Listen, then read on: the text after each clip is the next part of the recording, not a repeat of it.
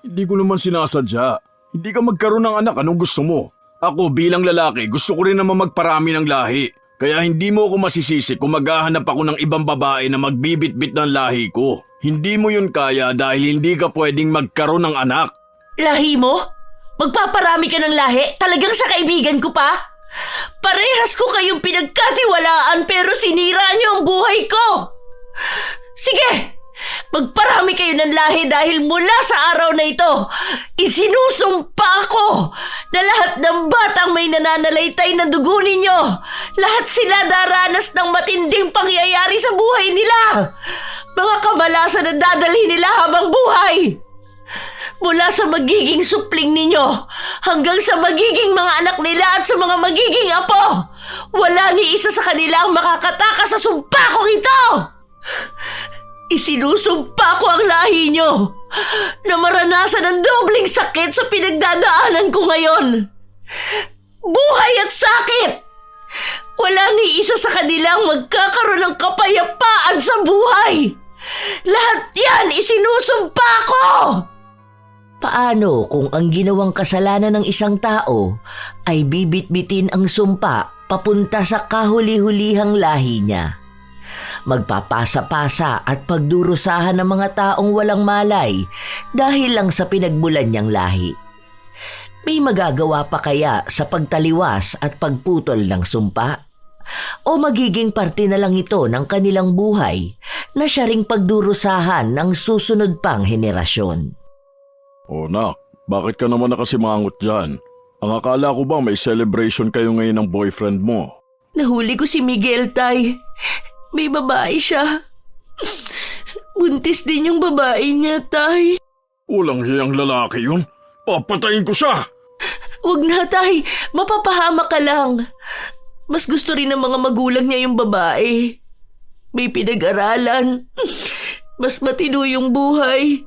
Mas maayos yung itsura. Natatakot sila na baka yung magiging anak namin maging katulad kung may kapansanan. Na maliit ang isang paa kaya hindi makapaglakad ng maayos. Baka tuksohin lang daw. Tarantado pala yung pamilya niya ni Miguel eh. Hindi pwede to.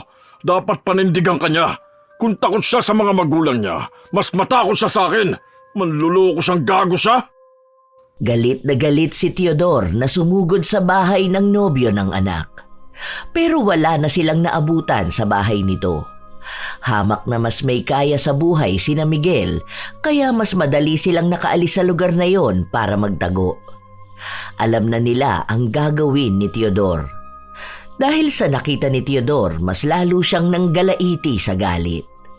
Nag-iisang anak na babae niya si Raquel, tapos paglalaruan lang ang damdamin nito. Siyam dapat ang anak nila ng asawa niya, pero namatay ang dalawa dahil sa sakit. Bawat isa sa mga anak nila may mga pambihirang sakit. Katulad ni Raquel na maliit ang isang paa, ang isa naman walang mga paa, may isa na bulag. At ang iba ay problema naman sa panloob, katulad ng problema sa baga, may butas ang puso. Ang akala nila noon ay nakuha lang ang sakit na yun dahil sa wala silang pampunta sa ospital, dahil nga simula noong iwan ni Teodor ang dating asawa na si Corazon, naghikahos sila sa hirap. Kailangan niyang isipin at paghirapan para lang may makain sila. Isang araw, habang nakaupo sa labas ng bahay si Raquel, lumapit ang kanyang ama. Ang lalim yata ng iniisip mo, anak ko. Hayaan mo na yung lalaki na yun. Duwag siyang harapin ang ginawa niya. Kaya may parusa din na mangyayari sa kanya. Katulad ba ng parusa na nangyari sa pamilya natin, Tay? Bakit ba ganito tayo? Kahit anong pilit natin, hindi tayo umaahon sa hirap. Para tayong mga manok na laging namumungkal para sa kapirasong pagkain. Lahat tayo minamalas, Tay. Si Julio, nagkaroon ng anak pero iniwan sila ng babae dahil lang sangungo ang anak niya. Si Kiko, may asawa nga siya at 3 anak, kaso namatay naman yung asawa niya na nagstay sa kanya. Tapos yung mga bata, iba-iba rin yung sakit na nararanasan nila. Katulad namin. Bakit ba ganito tayo, Tay? Natatakot ako para sa anak ko. Paano kung isilang ko siya? Tapos malala yung kapansanan niya. Paano niya haharapin ang buhay kasama ang mga mapanghusgang tao? Pagsubok lang to sa buhay natin, anak. Hindi naman ibig sabihin na ganito ang nangyayari sa atin, wala na tayong pag-asa, di ba? Ipagdasal na lang natin ang lahat. Baka totoo nga na isinumpa ang pamilya natin. Katulad sa mga naririnig ko nung bata pa ako. Na namatay sa sama ng loob yung dati niyong asawa. Kaya naisumpa niya tayo. Kaya ngayon dinaranas na natin lahat ito. Hindi totoo ang sumpa. Huwag kang maniwala sa mga ganyan. Hindi ko alam kung sinong sisisihin ko. Ikaw ba o ang tadhana? Dahil sobrang lala ng kalbaryo na to para sa buhay naming lahat. At sa mga batang isisilang pa lang. Hindi namin alam kung anong kasalanan namin. Pero pinagbabayaran namin yun ng walang hanggan. Hindi makakibo si Teodor. Ayaw niyang aminin na malaki ang pagkakamali niya sa kanyang pamilya, kaya ganon ang dinanas nilang buhay. Sa pagnanais niyang ipagpatuloy ang malaking lahi, patuloy din ang kalbaryo ng mga batang ipinapanganak sa lahi nila. Ilang taon pa ang nakalipas, hanggang sa nagkaroon na ng anak si Raquel. Normal naman sana ang itsura ni Leonisa, pero meron siyang malaking bukol sa leeg. Noong bata pa siya, hindi pa ito masyadong halata, pero nung nagdalaga na siya, sobrang halata na nito. Ma, may nakita akong hiring dyan sa grocery sa kabila, doon sa bagong bukas, yung malapit lang sa Vercons. Hindi ko alam pangalan nun pero maliit lang yun. Tapos Chinese ata ang may-ari. Mag-a-apply ka ba? Hindi ka na mag-aaral? Hindi na, Ma. Wala din naman akong pambayad sa tuition. Saka sayang naman ang panahon, di ba? Ganon din naman yun, magtatrabaho pa rin naman ako. Iba pa rin kapag nakapagtapos ka. Para magkaroon ka ng magandang buhay. Para makatakas ka sa ganitong buhay natin. Gusto ko lumayo ka sa kung ano tayo ngayon.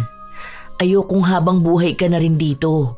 Na mabulok ka na lang sa kasumpa-sumpang pamumuhay na ito. Pwede naman akong mag-apply sa abroad, Ma. Yung kaibigan ko nga papunta na siya ng Taiwan. Lipad na niya sa susunod na linggo. Tinuruan niya nga ako kung anong pwede kong gawin para ako rin makapunta doon. Kung sakali daw, pwede niya rin akong tulungan. Hindi ka naman pwede sa abroad, may sakit ka. Mag-a-apply ka pa lang, hindi ka na makakapasa eh. Alam mo naman na maarte sila doon. Pwede yan, Ma. Manalig lang tayo. Basta alam ko at naniniwala ako na matutulungan ko kayong maiahon sa kahirapan. Bibili ako ng magandang bahay para aalis na tayo dito sa barong-barong nating bahay. Bibili ako ng maraming kwarto para naman maayos din makakatulog si Lolo.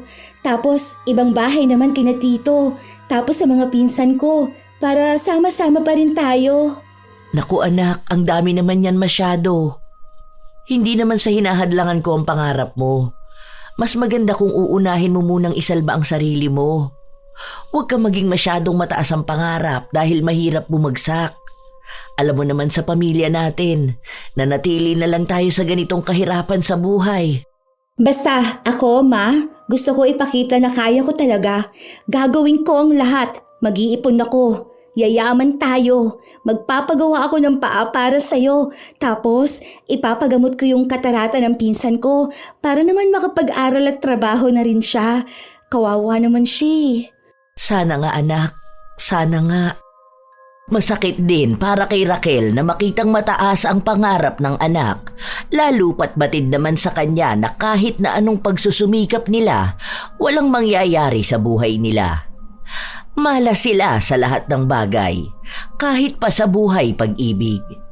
Kapag may taong tumatanggap at nagmamahal sa kanila ng tunay, namamatay ito. Kung hindi naman, mga manloloko ang nakikilala nila. Noon din naman mataas ang pangarap ni Raquel. Buo ang kumpiyansa niya.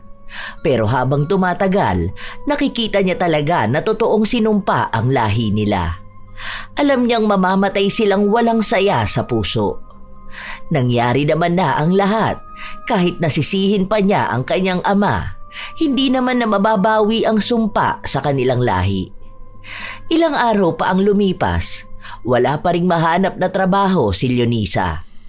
Maayos naman siyang nakakasagot sa mga tanong sa kanya, pero kapag nakikita ang sakit niya, umaayaw na ang mga ito. Ma'am, promise po, hindi makakaapekto sa trabaho ko ang sakit ko na to. Please po, tulungan niyo naman po ako. Maawa na po kayo. May sakit po ang nanay ko. Kailangan ko ng pambili ng gamot niya, pati rin po ang lolo ko. Masipag po ako. Hindi po ako nag-a-absent o nalilate. Sige na po. Nadaan niya sa pakiusapan ang may-ari ng bakery kaya kinuha siya nito. Unang araw pa lang pakitang gilas na ang dalaga. Kahit pa mababa ang sahod niya, kailangan niya pa ring magsumikap. Kung walang kikilo sa bahay nila, paano na lang niya susustentuhan ang kanyang ina at lolo? Ang mga pinsan niya kasi, iba sa kanila, hindi na talaga makapagtrabaho. Yung iba hindi makatayo sa higaan. Yung iba naman sawa na sa buhay. Sa totoo lang, minsan ding sumasagi sa utak ng dalaga na sumuko na siya. Pero mas nananaig sa kanya na dapat ay maging matatag siya sa buhay. Isang araw pa lang siyang nagkakaroon ng trabaho, nagkaroon na agad ng aberya. Nabitawan niya ang isang tray ng tinapay. Hindi lang yun, dahil muntikan pa siyang makasunog nang pumutok ang charger niya. Hindi ko naman po talaga sinasadya. Sorry po.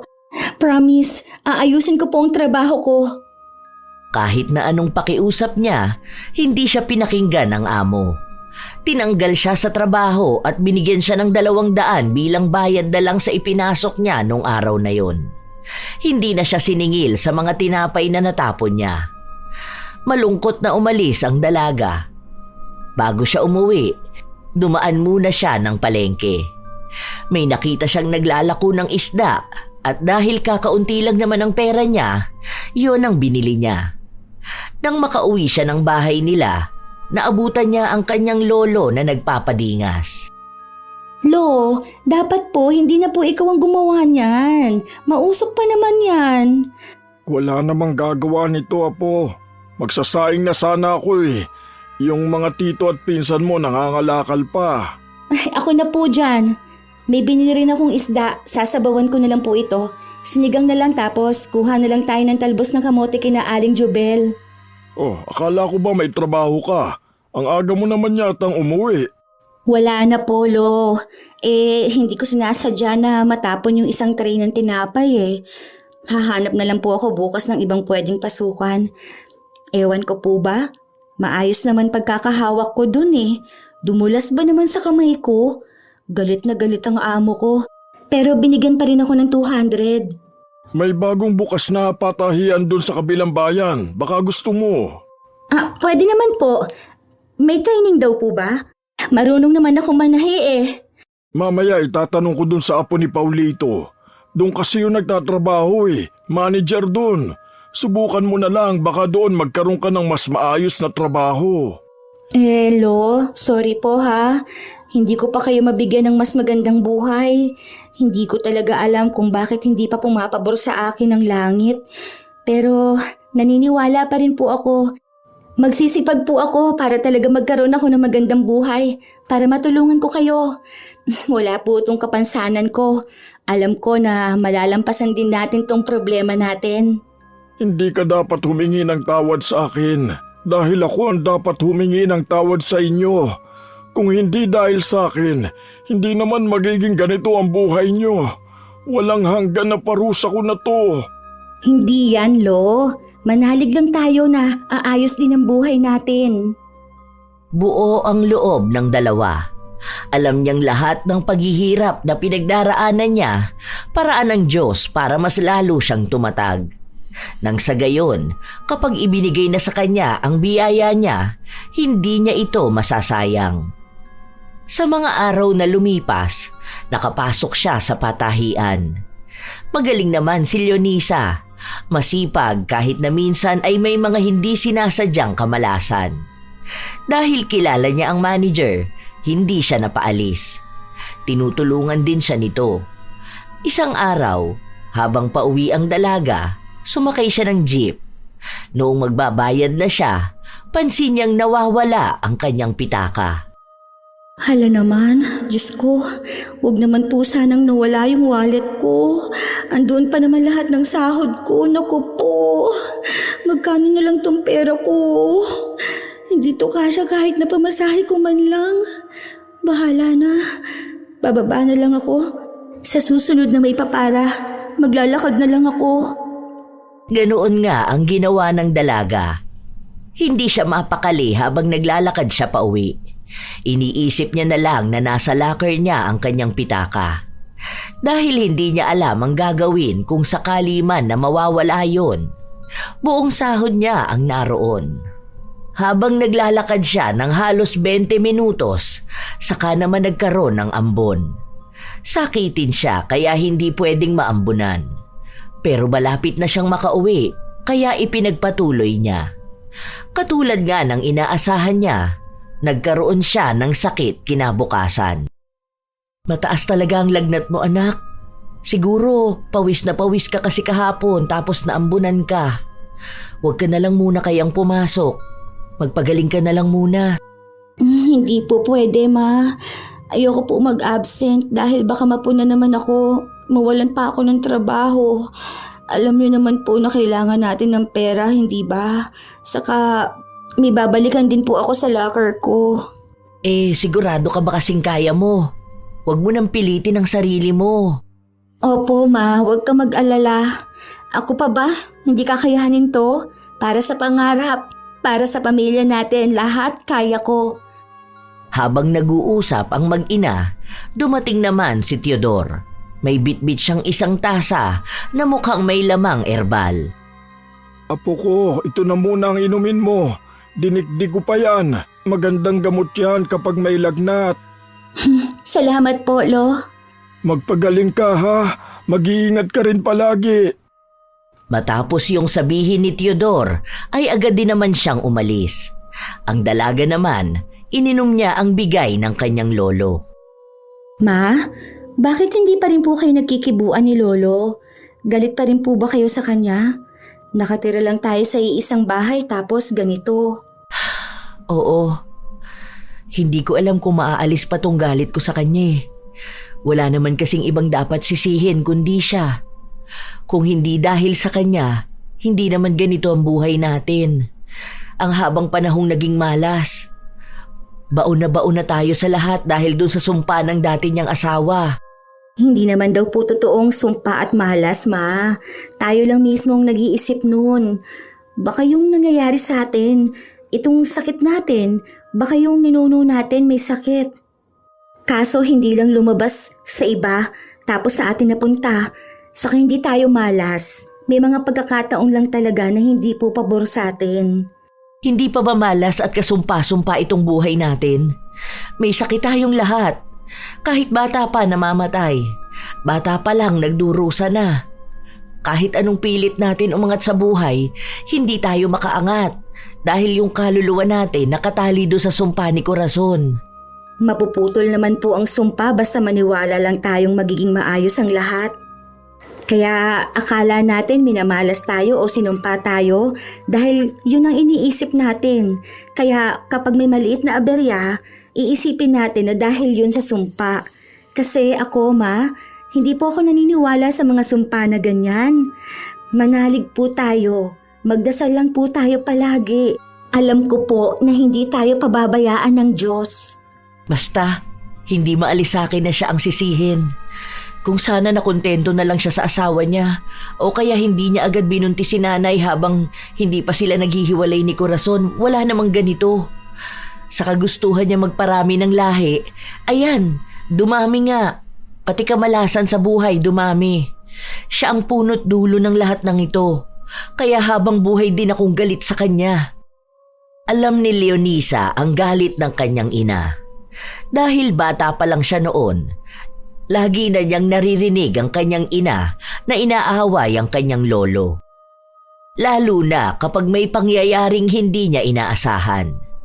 Nawala talaga ng tuluyan ang pera ni Leonisa. Buong sahod niya pero hindi na lang niya ito masyadong inisip. Ang ginawa niya, positibo niyang sinabi sa sarili na baka ang nakapulot nun ay taong mas nangangailangan kaysa sa kanya. Sa mga araw na lumilipas, may trabaho pa rin naman si Leonisa, pero madalas talaga siyang pinagagalitan ng kanyang amo. Minsan, sa kanya ibinibintang kapag may maling nagagawa. Naaawa lang ito sa kanya, kaya hindi siya mapaalis sa trabaho. Isang araw, nagkagulo sa trabaho nila dahil may mga maling tahi na naipadala sa customer. Malaking customer ito kaya galit na naman ang kanyang amo sa kanya. Ha? Hindi ko po alam yan. Ang ginawa ko lang po nung isang araw, nag-pack lang po ako nung binigay sa aking mga damit. Hindi ko naman po alam na kailangang i-check muna yun isa-isa. Akala ko po kasi yun na yung order kaya inilagay ko rin lahat sa box. Naku, sorry po. Hindi ko na po uulitin. Aayusin ko na po talaga ang trabaho ko. Sorry po. Naku, parang awa niyo na po. Huwag niyo naman po akong tanggalin sa trabaho ko. Hindi nga siya tinanggal sa trabaho, pero ang daming masasakit na salitang sinabi sa kanya. Kinutya na lahat sa kanya. Mula sa pamilya niya, sa itsura niya, sa pinag-aralan niya at sa kung paano siya magtrabaho. Sinabi rin sa kanya na sa susunod na mauulit ang ganong kapalpakan, hindi na siya magdadalawang isip na tanggalin siya sa trabaho.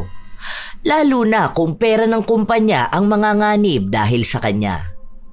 Nang umalis ang amo, nagtungo sa banyo si Leonisa at doon siya umiyak. Sobrang bigat ng dibdib niya, kaya iniiyak na lang niya ito. Okay lang to. Parte ng buhay ang mapagalitan, ang magkamali. Okay lang yan, Leonisa. Okay lang yan. Wala yan. Huwag kang susuko, ha? Marami kang pangarap. Tandaan mo na hindi tayo bibigyan ni God ng problema kung hindi natin kaya. Kaya, alam ko na kaya mo to. Hindi ka malas. Hindi ka malas. Lahat ng nangyayari may rason. Ibig sabihin lang nito, pinapatatag ka pa. Okay? Huwag ka na umiyak. Ayos lang ang lahat. Ayos lang talaga. Pangako. Pilit na pinapalakas ng dalaga ang kanyang loob. Dahil sa oras na sumuko siya, alam niyang matutulad lang siya sa mga kamag-anak niyang sinukuan na ang buhay, na naghihintay na lang ng kanilang kamatayan. Dahil kung ganon ang gagawin niya, ang mangyayari lang ay hindi nga sila makakaalis sa buhay na meron sila noon. Naniniwala siya na siya ang puputol ng kahirapan nila. Makakaisip siya ng paraan para magbago ang kapalaran nila. Hindi iikot sa paulit-ulit na sumpa ng buhay. Isang gabi, nang makauwi ang dalaga, nasa tapat pa lang siya ng pinto ay naririnig na niya ang kanyang ina at lolo na nagtatalo na naman. Ano bang gusto mong gawin ko? Kung naisumpa ang lahi ko, anong gusto mo? Wala naman na ako magagawa, di ba? Kung yun na talagang nangyari, kung yun na ang kapalaran nating lahat, tinanggap ko na nga na ganito na. Wala naman akong kakayahang balikan ng nakaraan para makausap si Corazon, para humingi ng tawad sa kanya, para hindi na umabot sa punto na isusumpa niya ang buong lahi ko. Kung hindi ka lang sana naging makasarili, hindi sana nahihirapan ng ganito ang buhay namin. Ang buhay ng anak ko. Sana nasa maayos siyang kalagayan, hindi yung naghihikahos kahahabol sa magandang buhay na kahit na kailan hindi niya makakamtan dahil malas kaming lahat. Tingin mo ba ginusto ko rin itong mangyari? Naaawa ko sa inyong mga anak ko, lalo na sa mga apo ko. Hindi ko naman alam kung paano puputulin ang sumpa eh. Wala na si Corazon, matagal na siyang patay. Matagal na ring patay ang nanay niyo. Ano, gusto mo rin ba na sumunod ako? Kung pwede lang eh, pero buhay pa ako. Hindi ko alam kung kailan ako mamamatay. Pati tong sumpa mo gusto mong takbuhan? Ikaw mamamayapa ka, habang kami at sa mga susunod pang henerasyon, anong mangyayari? Pagdurusahan naming lahat? Hindi naman pwedeng sabihin na wag na magdagdag ng lahi. Dahil paano mangyayari yon kung paulit-ulit lang din na may nagmamahal? Na may mga taong nagbabaka sakali na baka maputol nila ang sumpa na kagagawan mo? Pati yung sumpa na hindi magkakaroon ng magandang buhay pag-ibig, bit-bit namin. Paano? Manloloko ka eh. Manloloko kang asawa. Dinamay mo kami. Oo, alam ko kung anong mali ko. Pinagsisisihan ko naman yun. Araw-araw akong humihingi ng tawad. Araw-araw kong hinihiling na sana bigyan ako kahit isang pagkakataon para maitama ko ang mga pagkakamali ko. Kung alam mo lang din anak, kung paano ako nahihirapan kapag nakikita ko kayo. Pinagsisihan mo kung kailan huli na ang lahat? Sa'yo nagsimula eh. Kung sana naging mabuti ka na lang na asawa sa kanya. Kahit na wala kami sa mundong ito. Basta wag lang namin maranasan kung gaano kapait ang buhay bilang isinumpa. Totoo naman, kasumpa-sumpa na maging tatay ka. Mas hihilingin ko pang hindi na lang nabuhay kesa ganito. Ang malas ng lahi mo dahil sa kamalasan mo sinimulan. Galit na galit talaga si Raquel. Ibinuhos na niya lahat ng gusto niyang sabihin. Hindi na siya makapagtimpi. Sa tuwing naaalala niya kasi ang dinaranas nilang buhay, hindi niya magawang mapatawad ang ama. Minsan, ginugusto na lang niyang hindi siya isilang sa mundo para hindi ganon ang buhay nila. Siya pa naman ang panganay. Ibig lang sabihin nun, sa kanya nagsimula ang lahat. Ilang araw na naman ang lumipas, hindi na nagpapansinan ang mag-ama. Kahit na anong gawin ni Teodor na suyuin ang anak, hindi ito nagpapakita ng simpatsya sa ama. Kaya si Leonisa na lang ang pumagitna sa kanilang dalawa. Patawarin mo ko Apo ha. Alam ko naman kung anong galit sa akin ang nanay mo. Kasalanan ko naman talaga kung bakit ganito eh. Pangarap kong magparami ng lahi. Pero hindi ko akalain na magdurusa talaga ang bawat isang kadugo ko. Bakit po ba bigla na naman kayo nag-away ni Mama? Ang lakas pa ng sigaw niya kanina. Hindi ko alam. Basta bigla na lang siyang nagalit sa akin. Siguro dahil sa nangyayari sa'yo. Alam ko bilang magulang mahirap sa kanya na makita ang anak niyang nahihirapan. Na kahit na anong gawing pagsusumikap, hindi makaahon dahil lang sa kagagawang ko. Dahil sa kasalanan ko na lahat kayo nagbabayad. Kaya sana mapatawad niyo ko. Hindi ko alam kung hanggang kailan to. Pero sana may makaputol ng sumpa.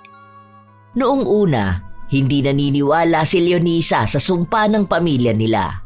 Pero mukhang totoo nga ito at ngayon ay nais na niyang siya mismo ang puputol ng sumpa. Gusto niyang sa mga susunod na henerasyon ng lahi nila wala nang magdurusa. Ngunit paano niya ito gagawin? May tao bang makakatulong sa kanya? Dahil ang nag-iisang tao na dapat nababawi ng sumpa ay matagal nang namayapa. Sinubukang magtanong ni Leonisa kung anong pwede niyang gawin. Kung sino-sino ang kinakausap niya at iba-iba naman ang sinasabi sa kanya. Sinabi niya rin sa kanyang ina ang hakbang na gagawin niya para kung sakali ay matulungan siya nitong lumaban sa sumpa ng kanilang lahi. Ginawa ko na rin niya noon kung saan-saan pa akong albularyo lumapit. Yung 2 albularyo na nakausap ko na pwede sana akong matulungan, namatay naman. Simula nun, umiwas na akong resolbahin ang problema ng pamilya natin. Wala na to. Ganito na talaga ang buhay natin.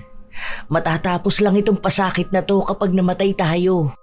Naniniwala po ako na may makakatulong sa atin. Hindi ako nawawalan ng pag-asa, Ma. Habang nabubuhay tayo, alam kong may dahilan itong lahat. Baka isa na sa atin ang kayang pumutol ng sumpa. Kailangan lang nating maging matapang. Ikaw ang bahala. Basta sinasabi ko sa'yo, mahirap kalabanin ang sumpa na yan sa pamilya natin.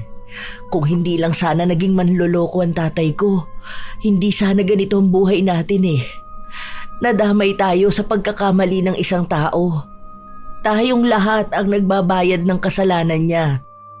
Hindi na nakipagtalo pa ang dalaga sa kanyang ina dahil alam niya kung ano ang galit na nararamdaman nito. Matagal na niyang sinasabi ito at kahit naman pigilan niya ang ina, galit na galit pa rin ito kay Teodor. Ilang linggo pa ang nakalipas Ang daming sunod-sunod na kamalasan ang nangyari kay Leonisa. May pagkakataon pang nagmamadali siyang pumasok sa trabaho, nakaapak pa siya ng bubog na bumaon talaga sa paa niya. Madalas din siyang nawawala ng pera, lalo na kapag sahod. Kahit na anong ingat niya, mukhang kakambal na niya talaga ang kamalasan. Hanggang sa lumipas ang ilan pang linggo, may nakilala siyang isang lalaki na kamag-anak ng albularyo na kinakausap niya. Nagkita sila noong panahon na naghihintay siyang dumating ang albularyo. Anong oras ba ang sabi ni Tio na magpunta ka rito? Wala pa kasi siya may pinuntahan yon. May nakulam kasi dun sa kabilang bayan, tapos hindi yun makabiyahe rito kaya siya ang pinapunta. Baka maaga ang usapan nyo tapos mamaya pa siya matapos dun. Mamaya pa namang 2 p.m. Pero kasi inaalala ko na baka wala akong masakyan Kaya ayun, inagahan ko na lang. Mas maganda na rin tong maaga ako kesa naman late, hindi ba? Sobrang aga naman. 11:00 pa lang matagal pa yan. Hindi ka naman siguro sobrang layo no? O baka masyado ka lang excited na magamot. Sa bagay, ganyan yung iba. Minsan nga madaling araw pa lang nandito na sila Pero yung mga yun, dayo kasi sa malalayong lugar. Okay lang, makapaghihintay naman ako. Wala naman akong pasok sa trabaho ngayon. Tsaka, hindi naman ako mainipin. Okay lang din ako nakatayo. Para kung sakali man na mas maaga siya makauwi, di ba? Makikita niya kaagad ako. Ipapatingin mo ba yung lalamunan mo kung nakulam ka? Ganyan kasi yung nagpunta rito noong nakaraan Meron din siyang bukol sa liig pero dito naman sa gilid. Nakulam yun Nung bumalik sa amin, ayun, wala na yung bukol kasi natalo ni Tio yung mangkukulam. Hindi. Pinanganak na ako may ganito Ang ipapaano ko sana yung tungkol sa lahi namin. Kasi sinumpa kami. Yung as in talagang galit na galit yung nanumpa sa amin. Ang sabi pa nga, namatay daw sa galit pagtapos manumpa. Kaya ayun, baka yun ang dahilan kung bakit sobrang lakas nung sumpa niya na sakop talaga buong lahi namin. Humihingi lang ako ng tulong ngayon. Gusto ko na kasing matigil to Naaawa na rin ako dun sa mga pinsan at pamangkin ko. Sobrang lala talagang nangyayari sa buhay namin. Naikwento ko na tuloy ang buhay ko. Sinumpa? Oo. Kapag ganyan mahirap talaga yan. Puro kasi nagpupunta rito kung hindi nakulam, nagayuma o kaya nakagambala ng kung anong maligno. Wala pa yata akong naririnig na isinumpa. Sino bang nanumpa sa lahi nyo? Sorry, masyado yata ako madaldal no? Okay lang. Sa amin nga sikat tong kwento namin Paano? Yung lolo ko may asawa siya noon. Tapos hindi sila magkaroon ng anak. Ngayon, may best friend yung asawa niya. Tapos nabuntis niya yun. So, mama ko yung anak nilang dalawa. Tapos, ayun, pinaglaban nila yung pagmamahalan nila. Kasi nga, baog yung asawa ni lolo. Tapos, gusto nga ni lolo na magkaroon ng mga anak at apo. Parang ipagpapalago yung lahi niya. Kaso, ganito naman nangyari sa lahi namin. As in, wala talagang nakaligtas na kahit na sino. Tapos, puro pa raw kamalasan ang nangyayari sa amin. Kahit sa love life, kung hindi lolokohin at gagamitin, yung totoong magmamahal naman, mamamatay. Totoo ba? Di wala kang boyfriend? Tingin mo ba magkakaroon pa ako ng boyfriend? Tingnan mo nga tong sakit ko. Tsaka ayoko, baka mamatay lang siya Baka madamay pa siya sa kamalasan ko sa buhay, no? Kung matutulungan ka naman ng tiyo ko, matitigil na yung sumpa. Kaya pwede ka na mag-asawa. Ang ganda mo pa naman. Sayang naman ang lahi, di ba? Baliw! Paano nga magkakaroon ng lahi kung sinumpa nga? Kaya nga pinipigilan magpalahi para mapigilan ang sumpa, di ba? Sana maalis ni tiyo ang sumpa. Para naman maligawan kita. Baliw, anong pinagsasabi mo dyan? Huwag mo nga akong biruin ng ganyan. Alam mo, masama yung ginagawa mo. Ha? Ano namang masama na nagkakakrush ako sa'yo? Totoo naman yun Noong una, ang akala ni Leonisa ay nagbibiro lang ang binata. Pero gumagawa ng paraan si Jonathan para mas lalo silang magkalapit na dalawa. Umiiwas ang dalaga lalo na kapag naiisip niya ang sumpa ng pamilya nila. Pero aaminin niya, bilang isang tao, naghahangad din naman siya ng pag-ibig. Gusto niya rin itong maranasan. At tunay nga ang sinabi ng kanyang ina, na kapag pilit niyang tatakbuhan ang pag-ibig, mas lalo niya itong aasamin. Litong-lito na siya sa mga nangyayari. Habang nagpapatuloy ang ginagawa ng tiyuhin ni Jonathan na alisin ang sumpa sa lahi nila, siya namang mas lalong paglalapit nilang dalawa. May nabubuo ng pagmamahalan kahit na hindi pa nila ito binibigyan ng linaw. Isang araw, habang magkasama ang dalawa, muntikan ng masagasaan si Leonisa. Mabuti na lamang ay hinila siya ni Jonathan. Sabi sa'yo malas talaga ako, di ba? O muntikan na ako masagasaan. Tapos kanina may dumi yung inupuan ko. Tapos natapilok pa ako kahit naglalakad lang naman ako. Ay, malas talaga sa buhay. Pero alam ko, matatapos din to. Kaya nga mas lalo kung gusto makasama ka eh. Para ako na lang ang magiging tagapagligtas mo, di ba? May pogi kang superhero. Isa pa, masaya rin ako kapag kasama kita. Wala naman ako nakikitang mali sa'yo eh. Ikaw lang din yung walang tiwala sa sarili mo. Hoy, wag! Kawawa ka lang talaga kapag sa akin ka napunta. Isipin mo na lang talaga, kahit konting awa na lang para sa sarili mo. Sayang talaga ang buhay mo, sinasabi ko sa'yo. Grabe ka, kawawa talaga. Oo, alam mo, gwapo ka, mabait, masipag din. Kaya maraming babae ang magkakagusto sa'yo. Mas kaya ka nilang bigyan ng magandang pamilya, magandang lahi. Huwag ka sa akin, kung ayaw mong mabilis kang mamatay. Alam mo, feeling ko, tayong dalawa ang puputol niyang sumpa ng lahi niyo. Ako may kamag-anak akong albularyo, pero ako ang magpapatulong sa kanya na wag tabla ng sumpa-sumpa na yan. Nako ha, walang exemption sa sumpa namin. Kaya kahit na gusto kita, hindi ko naman pwedeng isaalang-alang ang buhay mo, no? Marami pang pwedeng mangyari sa'yo. Kaya huwag mong sayangin ang buhay mo sa akin, ha? Ibig sabihin gusto mo ko?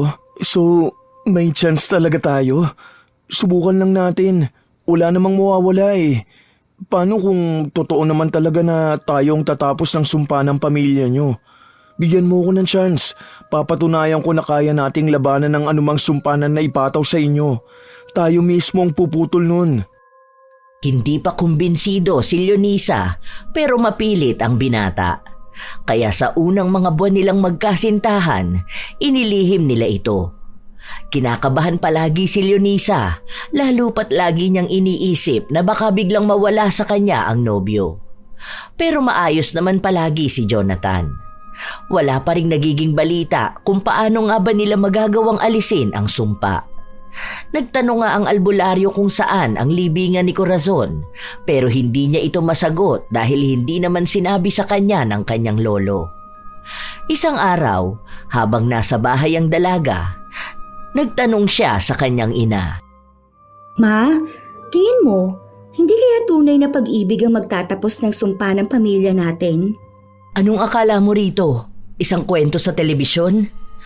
Walang tunay na pag-ibig ang tatapos sa sumpa na ito. Dahil selyado to ng galit dahil din sa pag-ibig. Kung tunay na pag-ibig pala, bakit hindi magawa ng mga kapatid ko o mga pinsan mo na maputol ang sumpa? Nagkaroon sila ng tunay na pag-ibig pero dahil hindi tayo pwedeng maging masaya, namatay din ang mga yon. Kaya huwag kang maniwala sa pag-ibig kung ayaw mong masaktan. Wala lang, naisip ko lang kasi. Di ba? Baka kung may dalawang tao na nagmamahalan na lalaban sa sumpa, minsan kasi pag-ibig at paniniwala ang nakakatalo sa sumpa. Paano ka lalaban, Aber? Maghahalikan kayo tapos mawawala na ang sumpa? Walang ganon. Wala na tong pag-asa dahil kung yung naunang taong isinumpa, hindi niya magawang pigilan o tapusin ito tayo pa kayang apektado lang. Wala na to. Ang kailangan na lang tanggapin na lang natin kung anong kapalaran natin. Iisa lang tayong lahat. Kung anong isinumpa, yun din ang meron sa atin. Kaya kung ayaw mong may magpatuloy ng sumpa, huwag kang magkaroon ng anak. Hindi nakakibo si Leonisa dahil hindi niya maamin sa kanyang ina na buntis siya. Gusto na sana niyang ipakilala ang nobyo pero mas lalo siyang nakakaramdam ng takot. Hindi niya alam kung paano sisimulan at paano ipaliliwanag dito na may nobyo na siya. Lalo na at ilang beses na ring ipinaalala sa kanya na hanggat maaari ay pigilan niya ang sarili na magmahal. Dahil lahat sa pamilya nila ay nawawalan ng minamahal. Hanggang sa dumating ang araw na mismong ina niya ang nakapansin na tila ba nagdadalang tao siya. Matapos niyang maduwal sa pagkain na bigay ng kanyang lolo. Ayos ka lang ba, Apo? Hindi ba masarap? Doon ko naman yan binili sa tindahan na sinasabi mong paborito mo ang luto. Baka hindi na siya yung nagluluto noon. Teka nga, patikim ako. Oh, maayos naman ah. Parang lasa siyang panis, Lo. Iba talaga siya ang baho pa. Naku, baka sira na yan. Saka ayoko po muna niyan. Iba yung gusto ko Parang masarap kumain ng kamyas tapos ibababad sa bagoong na may sili. Kamyas? Teka, saan naman ako kukuha niyan? Sandali, alam ko meron pang tanim nun si Balong. Sige, mamaya paglabas ko kukuha ko nun. May bagoong pa naman tayo dyan Pumitas ka na lang ng sili. Ayos yung gusto mong pagkain Dati ayaw mo nun dahil kamo maasim, tapos ang tagal pa maalis nung mapakla sa dila. Hindi ko nga rin po alam, Lo. Basta bigla ko na lang din po naisip. Kanina ko pa po yan gusto Kasi naisip ko na parang ang aga pa masyado. Baka kako sumakit ang sikmura ko. Saka gusto ko nga rin ng bayabas. Pero yung sobrang liit as in, yung parang may bulaklak pa sa dulo. Sarap nun Yun naman, mapait. Buntis ka ba, Leonisa? Po? Paano nyo naman po nasabi? Buntis ka ba? Sorry, Ma. Punyeta naman, Leonisa! Ano ba sinabi ko sa'yo? Talagang nagdagdag ka pa ng batang magdurusa sa sumpa ng lahi natin? Alam mo naman kung ano mangyayari sa bata, di ba? Hindi ka talaga nag-iisip? Hindi pa ba sapat yung dinaranas mo? Gusto mo pang mandamay ng iba? Hindi mo ba nakikita tong nangyayari sa ating lahat? Huwag ka magalit sa anak mo. Paano kung nagmahal lang naman siya? Hindi naman niya mapipigilan yun Damdamin yun ng isang tao. Nagmahal? Punyeta ang pagmamahal yan! Alam niyong kasumpa-sumpa ang magmahal sa pamilyang to! Yung lalaki mo, kung hindi ka niyan iiwan, ikaw mismo ang maglilibing sa kanya! Hindi mo man lang inisip ang kapakanan ng taong yun. Kung totoong mahal mo siya, hindi mo siya idadawit sa sumpa. Nagpabuntis ka pa talaga? Ano na lang ang mangyayari sa bata? Ha? Ipapanganak na may kapansanan? Siya ang susunod sa yapak mo na magiging malas sa buhay? Ma, alam ko naman na kaya namin tong lampasan Alam ko na kayang itigil itong sumpa na meron ng pamilya natin. Hindi daranasin ni Jonathan ang kaparehas na nangyari sa mga naging asawa o minahal na mga kadugo natin. Hindi magiging katulad ko ang anak ko. Kaya naman yan. Kung hindi kasi dahil sa iyong manloloko matanda ka. Kung sana nakontento ka na lang, walang ganito. Naulit na lahat. Yun nangyari sa akin, nangyayari na ngayon sa anak ko at sa mga susunod pang henerasyon. Walang makakalaya sa lintik na sumpa na to. Dapat ikaw lang ang pinagbabayad, hindi kami. Lalong hindi ang mga walang muwang na batang isinilang lang para pagbayaran ang kasalanan mo. Sa'yo nagsimula tong lahat. Kung alam mo lang kung gaano kita kinasusuklaman. Ma, huwag niyo naman pong awayin si Lolo. Desisyon ko naman din to Naniniwala pa rin ako na baka itong anak ko ang puputol ang sumpa ng lahi natin. Hindi mo alam kung anong ginagawa mo. Hindi mo alam kung anong buhay ang pinapasok mo. Wala na rin naman ako magagawa. Andyan na yan Binuo nyo na yan. Dinala mo na yan sa kasuklam-suklam na lahi na to. Hindi ka na naawa sa bata. Alam mo kung anong kamalasan ang mapabilang sa pamilyang ito. Paglaki ng anak mo, magsisisi rin siyang napabilang siya sa pamilya na may sumpang pinagbabayaran kahit na hindi naman siya ang may kasalanan. Halatang galit na galit ang ina ni Leonisa. Naiintindihan naman ito ng dalaga dahil alam niyang iniiwas lang siya ng ina na danasin ang sakit na nararamdaman nito. Pero malakas talaga ang paniniwala ni Leonisa na mawawala ang sumpa. Lalo pat gumagawa naman sila ng paraan. Nakakatulong din naman ang tiyuhin ni Jonathan. Pagpasensyahan mo na lang muna ang mama mo. At pasensya na rin na po ko ha, kung nadadamay kayo sa kasalanan ko. Kung sana mabibigyan lang ako ng pagkakataon na maitama ang mga pagkakamali ko, ginawa ko na. Pero hindi ko talaga alam kung paano eh. Araw-araw ako nagsisisi, pero alam kong walang nakakarinig sa akin. May kausap na po akong albularyo. Yung pong tiyo ni Jonathan, gumagawa po siya ng ritual para mawala itong sumpa ng lahi natin. Manalig lang po tayo. Alam ko po at naniniwala po ako na magiging maayos ang susunod na henerasyon ng lahi natin. Hindi po tayo habang buhay na parurusahan. Sana nga po, sana nga. Dahil alam na ng pamilya niya ang kanyang pagdadalang tao, ipinakilala na rin ni Leonisa ang kanyang nobyo. Dinala niya ito sa kanilang bahay pero hindi nakipag-usap ang kanyang ina. Galit yata sa atin ang mama mo. Iniiwasan niya ako kanina pa eh. Tapos nung binati ko siya, tuloy-tuloy lang siya naglakad. Pero okay lang, alam ko naman kung bakit eh. Dahil alam niya na pwedeng may masamang mangyari sa relasyon nating dalawa. Hayaan na lang muna natin. Alam ko namang nag-aalala lang siya sa mangyayari sa buhay ko eh. Pero mahal ako ng mama ko. Hindi niya lang tanggap na baka masaktan ako. Hayaan mo, kakausapin ka rin niya. Kapag napatunayan na natin sa kanya na mapuputol natin ang sumpa, alam ko magiging masaya rin siya sa kung ano man ang meron sa atin ngayon. Intindihin na lang natin dahil nga bilang magulang, ayaw din naman niyang maranasan ng anak niya ang naranasan niya. Lalo na kung may kinalaman sa sumpa. Maniwala na lang tayo na mapapatunayan natin sa kanilang tayo ang puputol ng sumpa ng lahi niyo. Naniniwala rin ako. Alam ko rin na hanggat kasama kita, matapang ako. Para sa atin, para sa anak natin, at sa susunod pang henerasyon ng lahi natin. Kahit na magkasama silang dalawa na nakatira sa iisang bahay, hindi pa rin maalis sa isipan ni Leonisa ang mga posibilidad na maaaring mangyari kay Jonathan. Tumira na kasi silang dalawa sa iisang bahay. Nangupahan sila kung saan si Jonathan ang nagtatrabaho habang si Leonisa naman ay nasa bahay lang.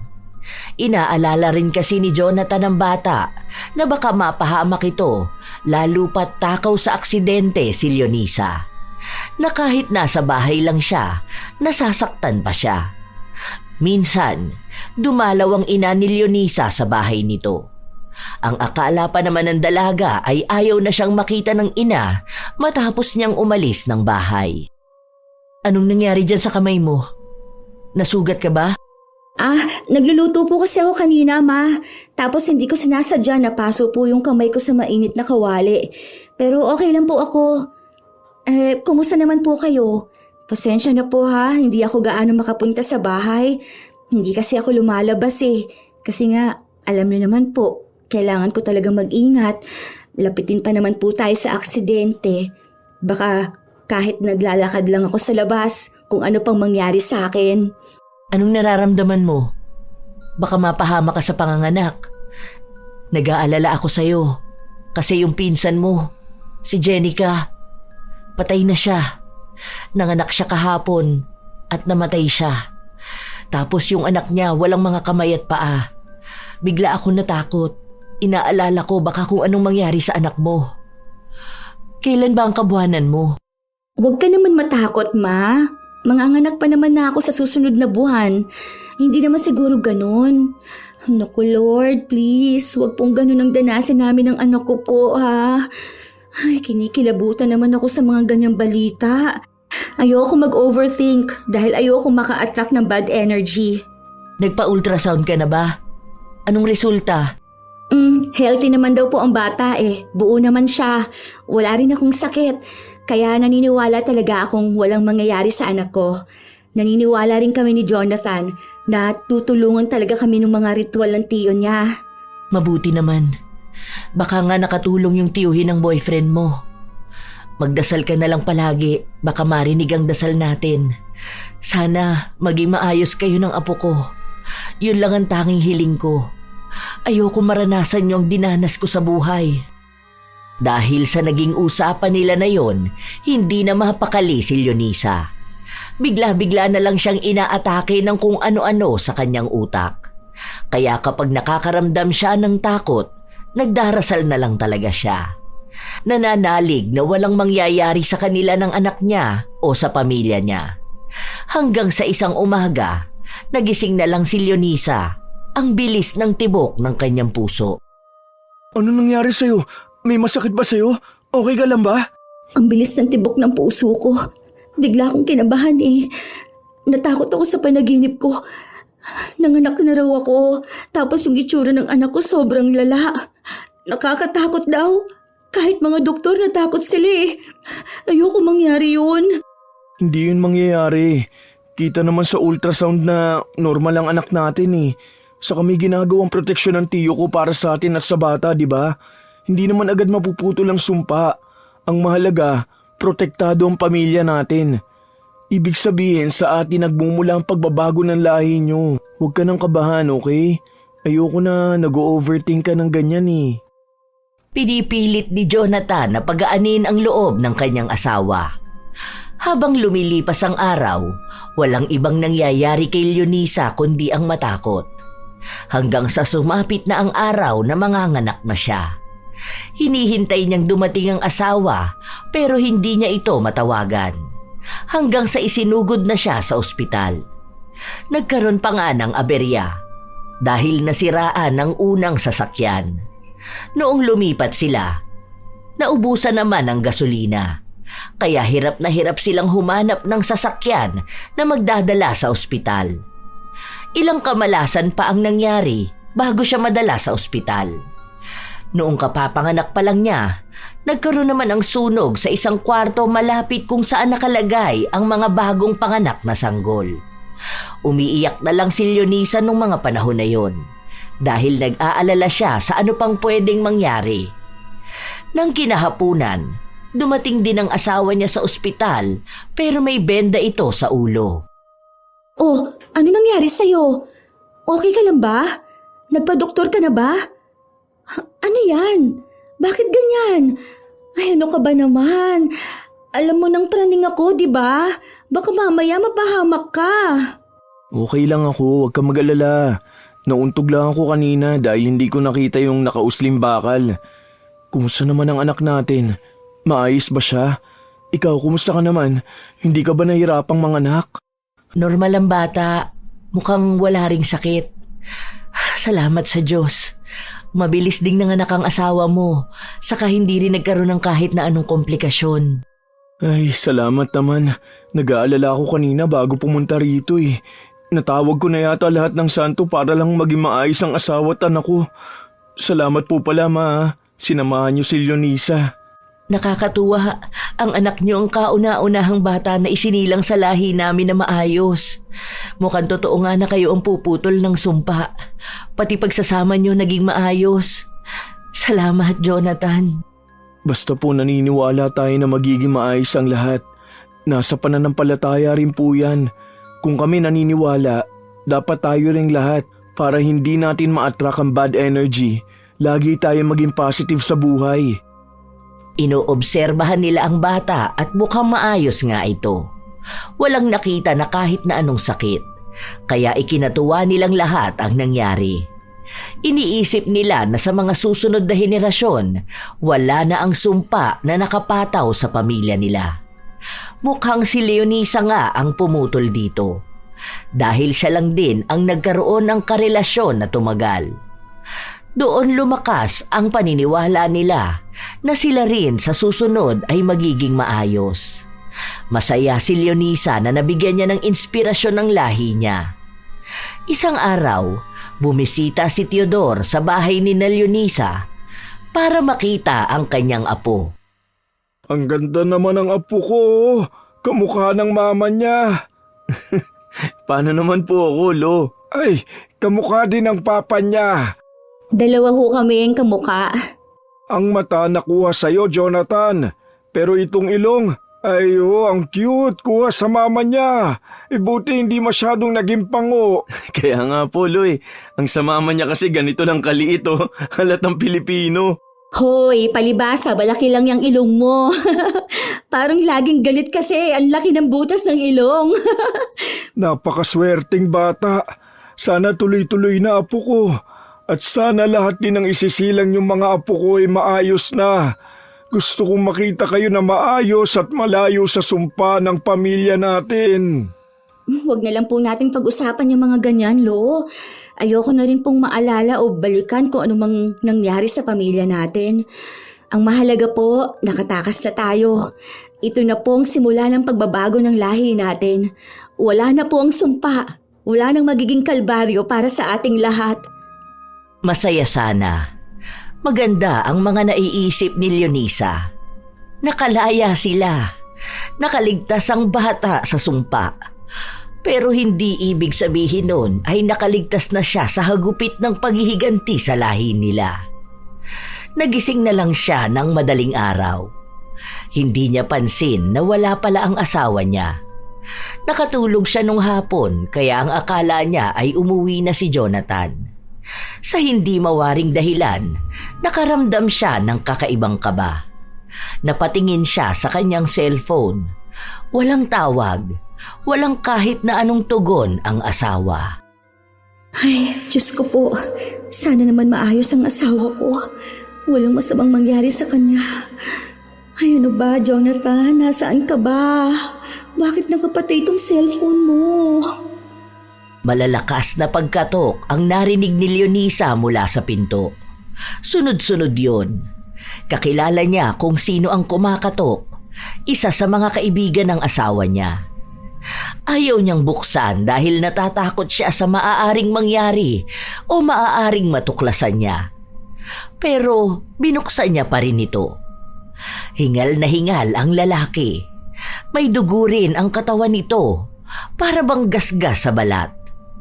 Nang magsalita na ang lalaki, doon tuluyang gumuho ang mundo ni Leonisa. Nalaman niyang patay na ang asawa niya. Para siyang nabibingi. Wala siyang maintindihan sa nangyayari sa paligid niya.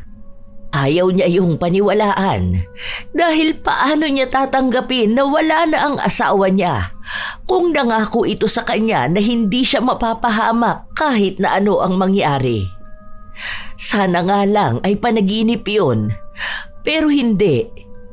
Nagpasama si Leonisa sa kanyang ina.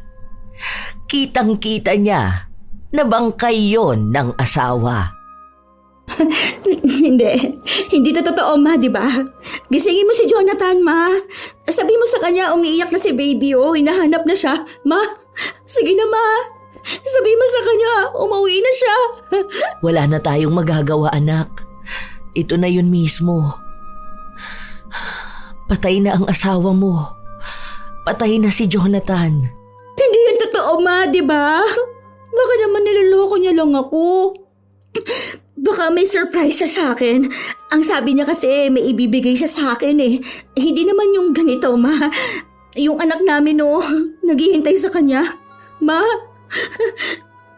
Hindi kumibo si Raquel, kaya nagwala na si Leonisa at ilang beses niyang tinawag ang asawa niya. Wala pang 1 taon ang kanilang anak. Kapapanganak niya lang, tapos mawawala na siya ng asawa. Nawala sa kanya ang taong nagpapaalala sa kanya na hindi siya malas. Pero ngayon, mukhang ang sumpa na akala nilang natakasan nila ay siyang sumpa na paulit-ulit siyang nilalapitan. Hindi niya tinanggap ang nangyari sa kanyang asawa. Iniisip niya palagi na nasa trabaho lang ito.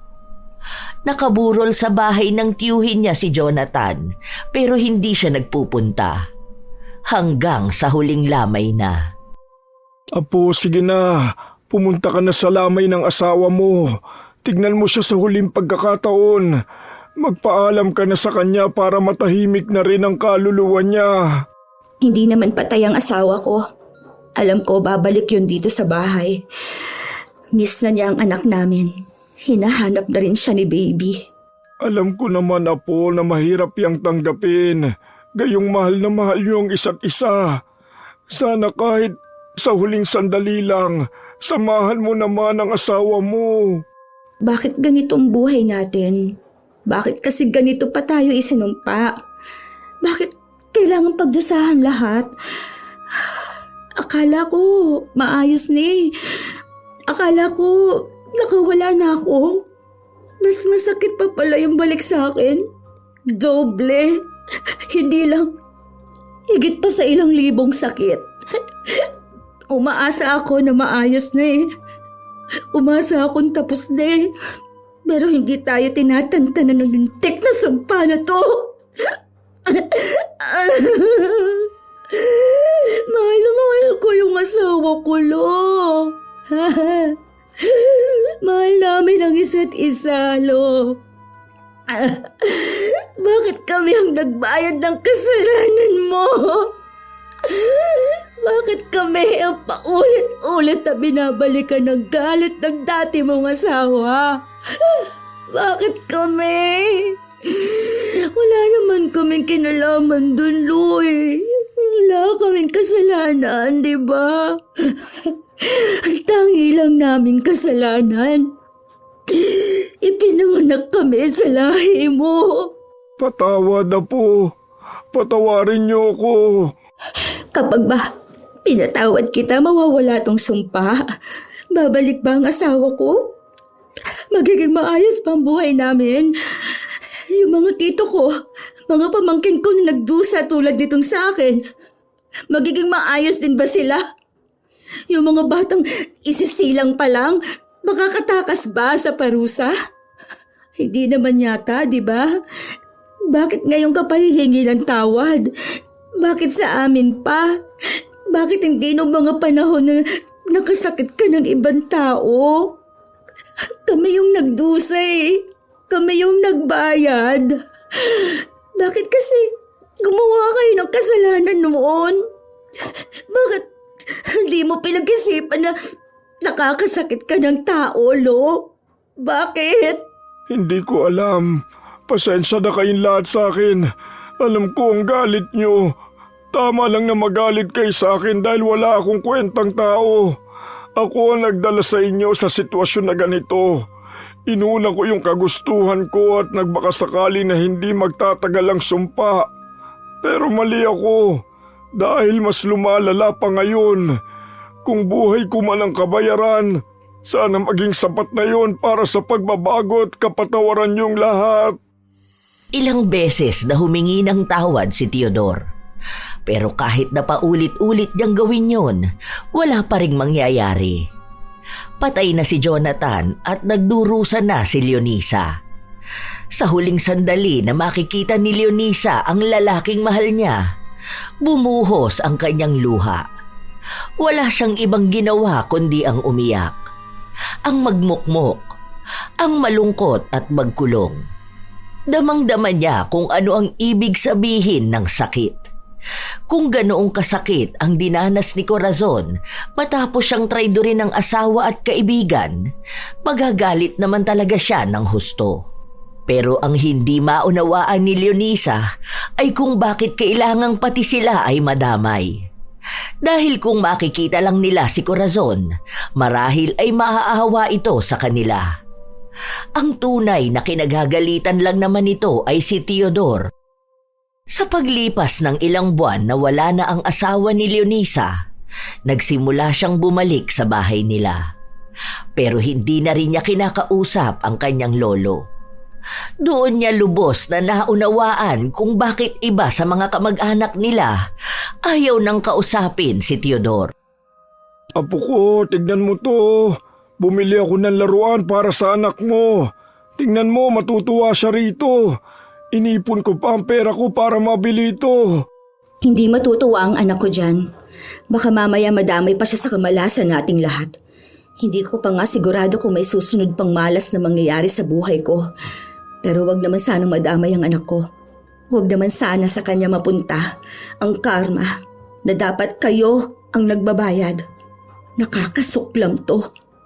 Pumasok sa loob ng kwarto si Leonisa kung saan nakita niya ang anak na mahimbing ang tulog. Sumunod namang pumasok sa loob ang kanyang ina. Kanina pa naririnig ni Raquel ang argumento nilang maglolo pero hindi siya nakialam. Dahil alam niya naman na naglalabas lang ng sama ng loob ang anak. Napatulog ko na. Umiiyak kanina pero hindi na kita tinawag. May gatas naman siya dyan kaya nagtimpla na lang ako. Wala ka namang napapansin na kakaiba sa anak ko, Ma? Sakit o kung ano man? Natatakot ako na baka isang araw kung ano na lang mangyari sa kanya. Pina-check up ko siya. Wala namang natatagong sakit. Ang sabi, kahit sa physical niya at mental, maayos naman daw. Wala naman akong napapansin na kakaiba. Sana talaga wala. Wala naman. Malusog nga siya. Totoo na hindi siya nadamay sa sumpa. Baka nakatulong din yung ginawa ng tiyo ni Jonathan. Siguro, kung may dagdag panangga ang anak mo, mas mapapanatag tayo na walang dadapo na sumpa sa kanya. Proteksyon para sa sumpa ng lahi natin. Pupunta nga ako doon bukas, kakausapin ko. Gusto ko sana magtrabaho, pero natatakot naman akong iwan ng anak ko. Baka kung anong mangyari sa kanya. Hindi ko nakakayanin kung pati ang anak ko magiging kabayaran sa kasalanang hindi naman kami ang may gawa. Pwede naman ako mag-alaga sa anak mo. Babantayan kong maigi. Dahil takot din ako na baka bawian siya bigla. Iba pa namang umatake ang sumpa sa atin. Akala ko nga hindi na kayo maaapektuhan ng pamilya mo Akala ko nakalaya na kayo. Pero sadyang kusang lumalapit ang sumpa. Kung nakaligtaan ka ng isang beses, babalik at babalikan ka. Kaya sana, wag yung mangyari sa anak mo. Lalo pa at siya lang ang nasa lahi natin ng maayos. Wag naman sanang sa kanya ang punta ng mas malalang sumpa. Kasi hindi maalis sa akin ang galit na nararamdaman ko kay Lolo. Kapag may nangyaring masama sa anak ko, habang buhay ko siyang sisisihin. Hindi ko matatanggap na tayo ang nagbabayad ng kasalanan niya. Kung bakit tayo ang nasasaktan dahil lang sa naging mapanakit siya noon. Dapat siya lang mismo ang gantihan. Alam mo kung bakit tayo ang ginantihan? Dahil kung si tatay lang ang makakaramdam ng sakit, parang baliwala lang. Dahil alam niyang makatarungan yun. Pero kung tayong lahat at nakikita niya mismo, higit na triple ang sakit nun para sa kanya.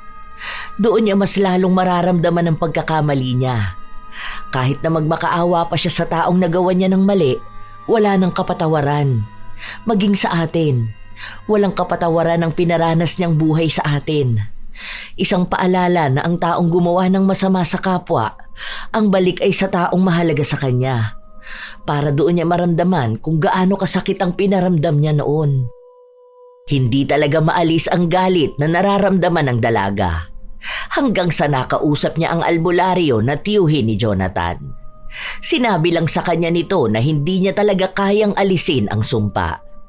Kahit na malakas na ang puwersa niya, hindi maalis ang ano pang isinumpa ng pusong galit. Nabawasan niya ang epekto nito, pero hindi kailanman maaalis. Parang awa niyo na po. Nawala na sa akin ang asawa ko. Ayoko namang mawala rin sa akin maging ang anak ko. Tulungan niyo na ako. Gagawin kong lahat para sa anak ko. Tulungan niyo akong matapos ng sumpa na ito. Bilang katarungan na rin sa sinapit ng asawa ko. Alam ko at naniniwala ako na may magagawa pa tayo para maputol itong sumpa na ito. Ngayon na isa ng ina si Leonisa, mas lalong naging buo sa kanyang puso na gawin ang lahat para matapos na ang sumpa ng kanilang lahi. Kahit nahirap siya, kahit na nasasaktan siya at kahit na nagkakandamalas ang buhay niya.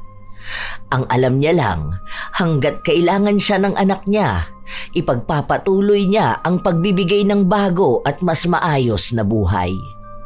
Malayo kung sa kung ano ang naranasan niya. Pansin niya kasi na sa lahi nila, lahat sila tinanggap na nakakapit na sa kanila ang sumpa. Walang gustong lumaban, walang gustong tumaliwas. Kaya siya mismo ang gagawa nun. Naging mas matapang siyang harapin ang lahat. Ganoon ang nagagawa ng pagiging isang magulang. Hindi pa rin sila magkaayos ng kanyang lolo pero kinausap niya ito. Gusto kong malaman kung anong buong katotohanan. Mula sa pagbuo ng sumpa hanggang sa kung saan inilibing si Corazon. Gusto kong putulin na itong sumpa na ito. Alam mo na ang lahat, di ba? Isa pa, hindi ko alam kung saan nakalibing si Corazon. Nung naghiwalay kami, hindi naman na kami nagkita kahit nung namatay na siya. Utang na loob, huwag ka na magsinungaling.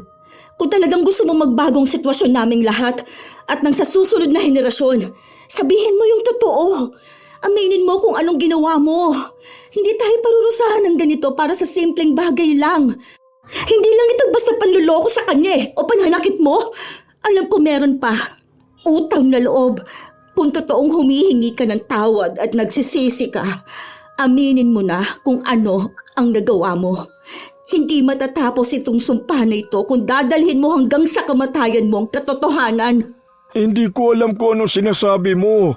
Hindi pa ba sapat na pati ako nahihirapan sa nangyayari sa inyo? Hindi yun sapat kung hindi ka kumikilos para mabago yun. Alam kong ikaw lang ang nag-iisang tao na may alam. Sana naman, maging lalaki ka. Maging tao ka na kayang manindigan. Hindi isang duwag na matanda na nagtatago sa paghihirap ng lahi mo.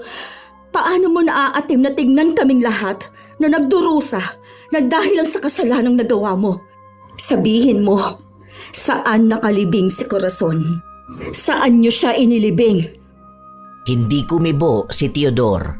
Nakatingin lang siya sa kanyang apo na ang mga mata ay nagsusumamo. Nanghihingi ng kasagutan.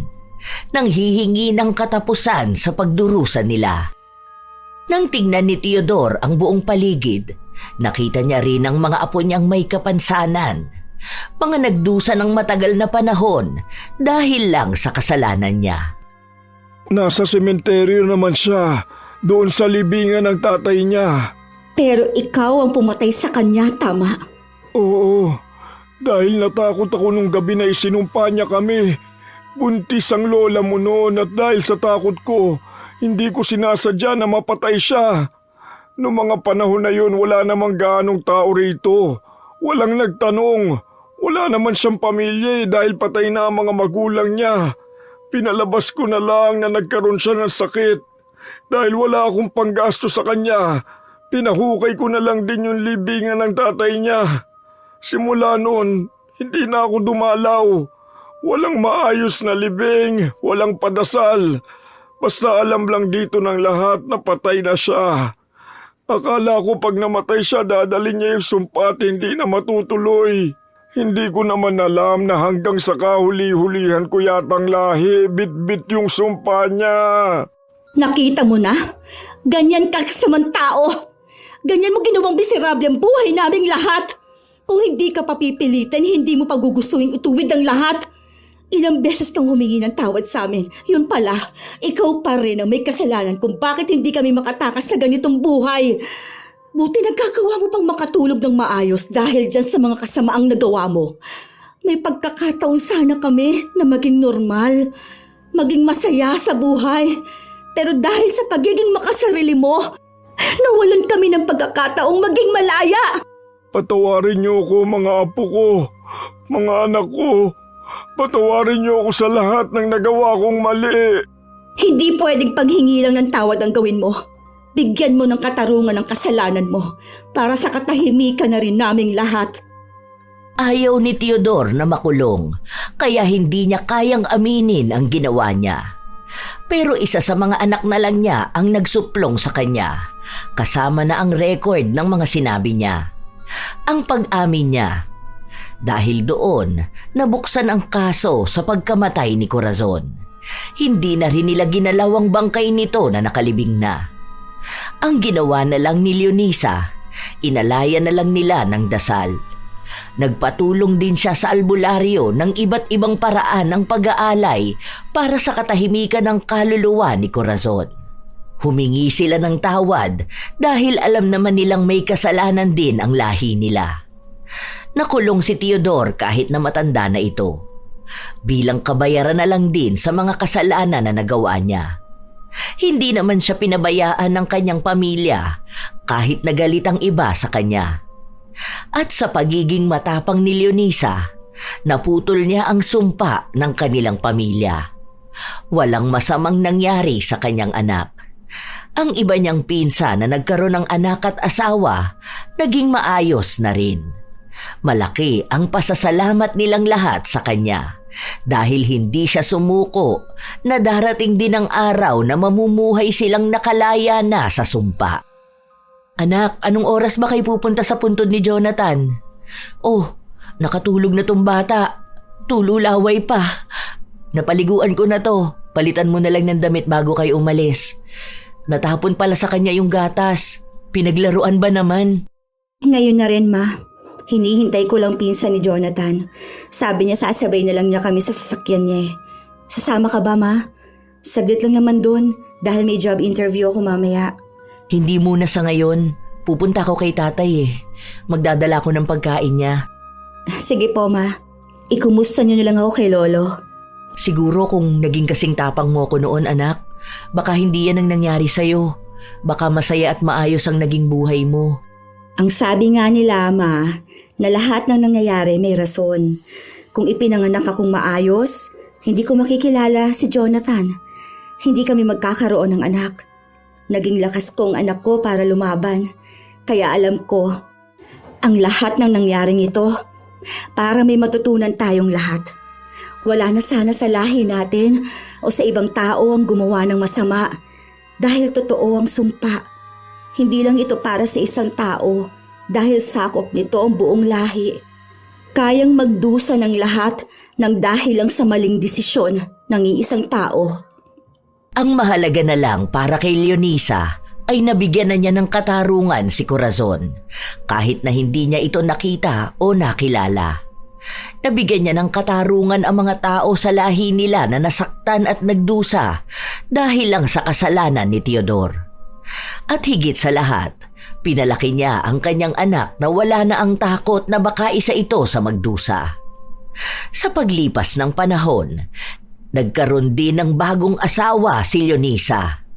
Nagkaroon pa siya ng 2 pang anak. Tanggap ng lalaki ang una niyang anak at napakabuti nito. Masasabi niya na hindi niya makakalimutan ang unang lalaking minahal niya. Pero mukhang nagpadala ito ng lalaking mamahalin sila ng anak niya habang buhay. Si Teodor naman, nasa kulungan pa rin. Pero ang balita nila ay mabibigyan ito ng mas mababang taon ng sintensya. Ang hiling na lang ni Leonisa, naway may malaking aral na napulot ang kanyang lolo. Sa buhay, may mga nagagawa ang bawat tao na hindi sinasadya at may mga bagay din na nagagawa ng sadya. Mula sa panloloko, pananakit, pagiging makasarili, hanggang sa panunumpang idinulot ng matinding galit. Ang mga kasalanang ito, lalo na kung malalim at mabigat, ay nag-iiwan ng bakas na maaaring sumunod hanggang sa susunod na henerasyon. Ang kasalanan ng isang tao, lalo na ng isang haligi ng pamilya o pinuno ng lahi, ay nagkakaroon ng mabigat na kapalit. Minsan, ang kasalanan ng lolo ang nagiging pasan ng apo. Ang galit na binitawan ng ninuno ay nagiging bigat na dinadala ng bawat anak. At ang maling desisyong itinanim noong unang panahon ay nagbubunga ng hirap, sigalot, o takot sa kasalukuyang henerasyon. Tandaan na lamang na hindi mo kasalanan ang kasalanan ng nauna sa lahi. Kahit na minana ang sumpa, hindi ibig sabihin na kailangang manahin ang kamalian. Hanapin ang paraan para maputol ang sumpa o ang nakasanayang pagtanggap sa kamalasan. Maging dahilan ng pagbabago. Gawin ang ibang paraan para wala ng ibang henerasyon ang magdusa. Wala ring taong magbabayad ng kasalanang hindi nila ginawa. Ang kasalanan ng magulang ay hindi dapat maging kapalaran ng anak o maging sumpa ng lahi. Marami talagang tao ang nagiging masama na nagiging dahilan para magdusa ang ibang tao. Tila ba nagiging kabayaran sa kasalanang hindi rin naman niya ginusto? Kayo ba mga apo, May nakilala na rin ba kayong tao na tila nagbabayad ng kasalanang gawa ng lahi nila? Kung kayo rin ay may opinyon ukol sa ating bagong kwento, maaari nyo yang ibahagi. Naway may aral kayong natutunan. Shout out sa ilan sa mga masusugid na tagapakinig ng mga istorya ni Lola Telang. Chef M at sa kanyang mga kasamahan na sina Ate Auring, Minda, Leslie, Faye, Dennis at Jay ng Amira Boxes Handicrafts. Elgin TV Vlog, Jocelyn Kai, Pambahay na Account at sa Grape Family ng Imus Cavite, Nika Jean Perez, Rodel Adona, Aikaela Sabado, Geraldine Narbasa, Barbilin G at sa matatalino niyang anak na sina Vince at Catriona, ni Classic 59, Sky Maminta, Lynn Buro, Rose R. Dugitom, Mariel Toleco, Nicole Diasanta, Emer DLS, Jen Arellano, Marlene Guevara, Heidi Verzon. Shout out din sa inyo, Julie Habitan, Rosemary Casonete, Christine Bukalig at sa lahat ng customer na kumakain sa kanilang karinderya sa San Isidro, Cabuyao, Laguna. Michelle Manuge at Ricky Manuge, Fritz Love, Jodeline Pakin, Pamela Agasang, Angelina Ay, Jocelyn Balangkit, Ana Orada, Tara Dabi, Michelle Okumura, Jocelyn Morilla, Renz Hamir Apollo, Charmaine Ebon, Charmy Curato, Nana, Muy Moy, Maricris Sumage, Romina Buado at Angelo Dizon ng Marikina City, Shirley Villanueva. Shout out sa mga mahal kong apo na hindi nawawala sa bawat istorya ng lola. Sydney Crosswind, Supladang Pasaway, Lovely Rose Roa at Princess Rain Roa Alawami, Kimpoy Feliciano, Hazel Fiesta, Marie the Lightworker, Gia Gigi, Francisco Neng, Jeremy Saranillo Francisco, Josefina Fuelias, Roy Lacandalo, Vicky Yabut, AJ Chua, Esteli Reyes at sa Reyes family ng Marikina City, Mel Santarita, Matt Sarol, Irisabella Tuazon, Mike James Tapak, Raquel Hasegawa, Jenny Suzuki, Lurian Vitalicio, Leonisa Cobo, Will Maleses, Ray Galedo at sa Galedo family ng Cabuyao, Laguna, sa buong Team Manok ng Amsik Angeles City, Pampanga, Angelina Ignacio, Ami Bag, Ami Yong, Rosalina Bugayong, Lance MBB, Gemstone Claro, Lydia Lopez, Elise Padilla, Lynn Hasegawa, Maria Lee Nakagawa, Arvid Shane Hoiberg Channel, Gami Neil Francisco at sa kanyang asawang si Dada Neil Francisco, Pureza Tagiwalo, Rachel Whitney, Alma Naong, Jennifer Makasinag, Jaime Constantino, Milrose Demate, Razon Yao, Robert Crimen, Cherry May Libiran, Roslyn Mangilin. Ito ang inyong Lola Telang at maraming salamat sa palagi ninyong pagsubaybay, mga apo.